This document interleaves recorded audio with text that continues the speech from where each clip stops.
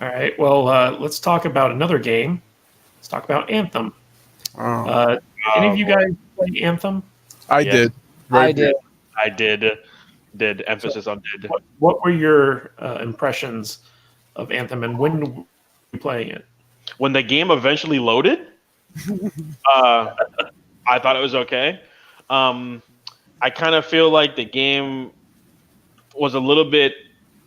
I think the game came out too late. You know what I mean? If that was a game that came out before Destiny, I think the game probably would have done well. But it definitely had like a Destiny esque, with let me put some Iron Man suit in a closed bubble that you're caged in. You know what I mean?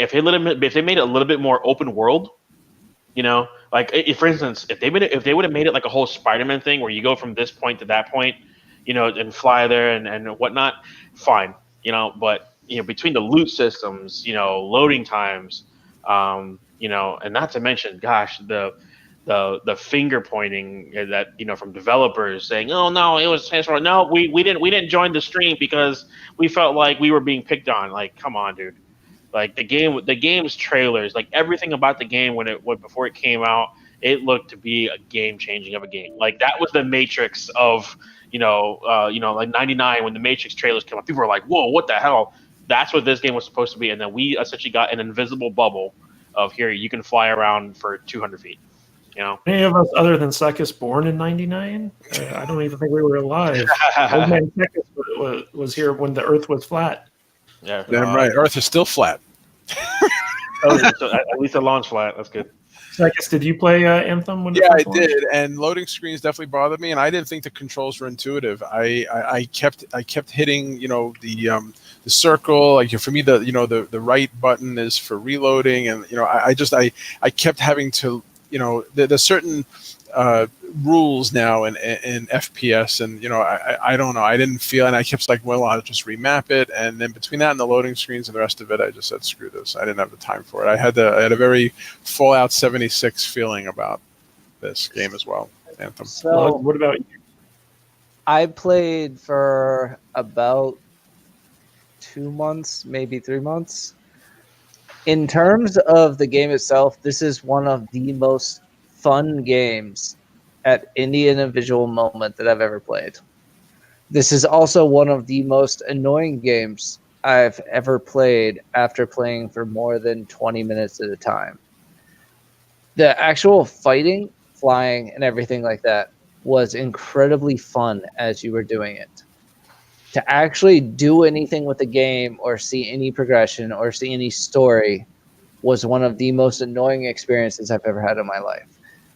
Everything seemed to just stop at a certain point, and that actually has a very specific reason for it, is that everything was scaled to your character's power level, to the point where once you hit a certain level, everything is literally, you could upgrade every single piece of gear you have, unless it has a special effect on it. The enemy will be the exact same difficulty as it was beforehand, which means that there's 0 point to actually doing anything. When we were playing DCU, I thought one of the funnest parts of that game was just flying around the different levels and stuff like that. Oh yeah. Not flying around, jumping. I was one of the only jumper. Yeah, I was one of the only jumpers in the game, if I remember correctly, at one point. But, my character, sometimes and I would just around the city and just do that for 20 minutes or something like that. That was fun.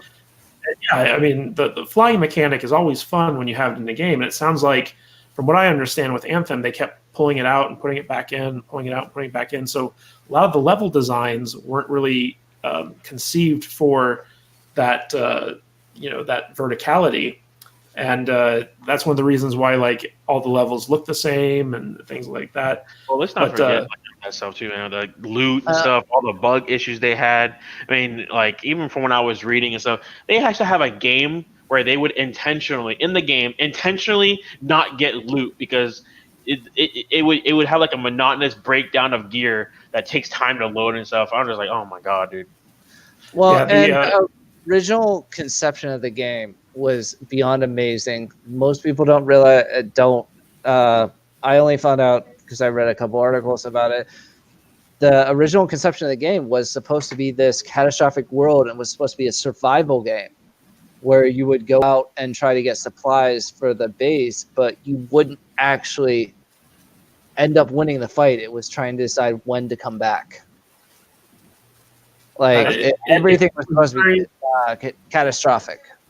Yeah, it was a very ambitious kind of initial concept that went through a lot of different changes, and nobody really knew what the game was up until they dropped that trailer, and people were like, "Oh, is that what this game's supposed to be? I guess we need to get on that."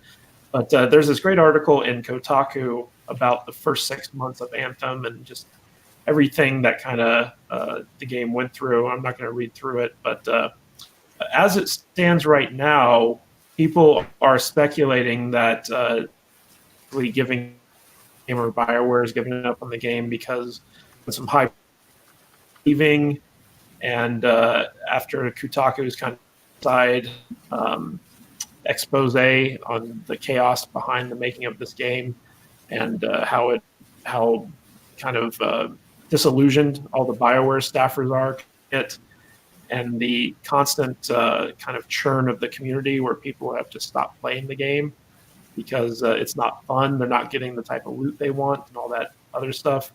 And now that they've released the Cataclysms, which were supposed to be the in-game content, like 6 months after the game launched, and they're pretty underwhelming, people just aren't liking the game. So let me ask you guys, do you think there's any path back for EA and BioWare to make Anthem the kind of AAA title that everyone originally thought it was going to be? Nope. That game's going to die. Fine. Yeah, that ship has sailed. Why do you think that? Go for it, Zekis. Well, I think that, once a game, so Matt, what was the game that you're playing that they keep reviving? They keep adding shit. That space mining game. No Man's Sky. No Man's Sky. Okay, so how many people are playing that game now? Still 12. You're like the 13th person that's still playing that game. There's more than that. Oh no! No Man's Sky has come out with an incredible amount of updates. Sorry, this is completely topic. No, yeah, go ahead. I've been considering buying it because they just came out with a VR expansion for it. Yeah, I've been playing it. It's a great game. Yeah, like their last expansion, they had something like 120 some thousand people watching it on stream. Really? It's actually gone insanely good since then. Okay, so maybe that's a bad example, but I mean, usually when they disappoint the player base, usually nobody comes back. And when it first came out, No Man's Sky was bad. Definitely. Yeah. I was thinking they were parallel situations, but and they came out with that new. I don't know about the VR thing, but they came out with this when No Man's Sky came out with its new package. I went back to it and I said, okay, so now what? This is the same game.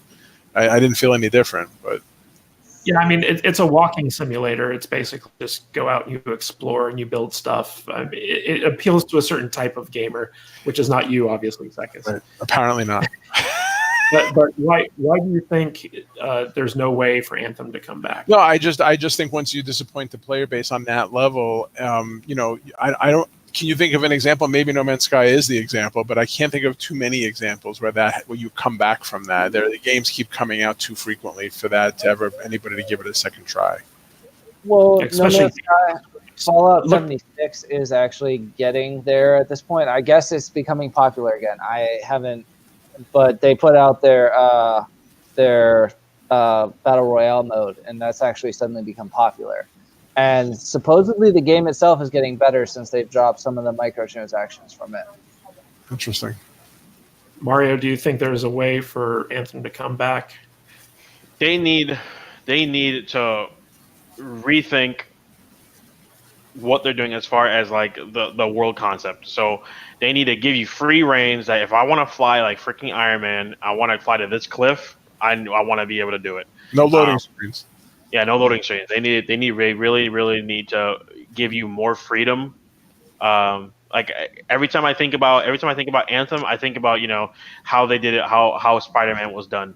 Where if you were to take Spider-Man and put Anthem mechanics into it, oh man, it'd be a great game as far as like traversing, overall combat. I mean, just like Cole was saying, the combat, like when you're actually battling, it was a freaking blast. It was a riot. But after that, man, it just really crashed and burned. Actually, going back to a game we talked about earlier, I think the combat reminded me a little bit of like some of the old mech type combat. Armored Core was an example, but some of the other mech type combat, it was a blast while you're playing it. But there's not an incredible amount of it, and sometimes you end up just sitting there hiding behind a rock, and that's all you do. Because everything scales to you. You can't ever actually go back and feel like a badass. That's sad. Yeah, it seems like a lot of Bioware faithful were putting a lot of stock in this game, and it just disappointed on every level, pretty much. And I think 2 of the lead devs or producers or something left recently. The head of Anthem left, and I think the guy overseeing Dragon Age 4 left. Oh, Yeah. So everyone at Bioware is just kind of like jumping ship. Like there are no original guys there anymore. Which is sad because Baldur's Gate and the original Neverwinter Nights, I love those games. Yep. Neverwinter was Also, our beloved Star Wars Knights of the Old Republic right. Oh yeah. came from Bioware. Yep. Where are those guys now? Where did they go to? Did they join another coding house? I don't know. No clue. Oh. But Lugs, do you think there's any way that Anthem can be salvaged? So I've actually been jumping into the subreddit recently, and it's actually gotten me to the point where I might reinstall and at least check it out. Supposedly the Cataclysm is really fun to do. Them removing luck from items and maxing out everybody's luck suddenly is bringing a little bit of a Diablo 3-esque revamp feel to the loot, which might actually make it more fun. I really think their idea to scale is my major issue with the actual game, because it almost feels like sometimes there's no point to buying to going in and fighting and getting new loot, because the difficulty will be very similar afterwards. But at the same time, like both me and Leo said, the combat itself is a ton of fun.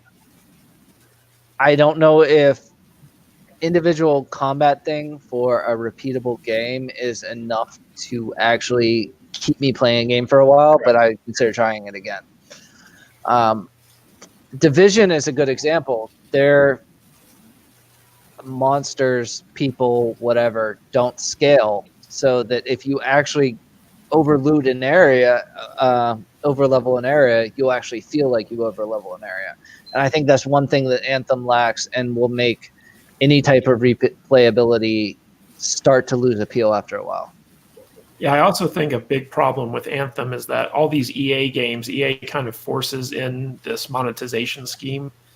And a lot of the game, it was built around, we got to charge for skins and stuff like that. The funny thing is, they only have like 6 skins at a time, and they're so low on number of skins that people are actually complaining and they have nothing to buy with the credits they get just from leveling. So it's actually under monetization. It might be part of the problem is because I think they have 8 things in the shop in any time, and most of the time you can buy any one of them just from what you make from playing the game.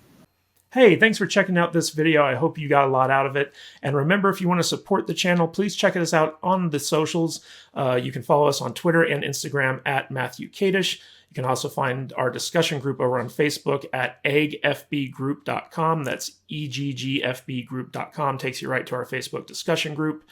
And if you'd like to help support the channel, check out my books over on Amazon.com. You can find them by going to kadishbooks.com. That's KADISH books.com. And as always, subscribe to the channel and hit that bell icon so you're notified every time we upload a new video for more movie, TV, and entertainment news and analysis. This is Matthew Kadish. I'll catch you guys later.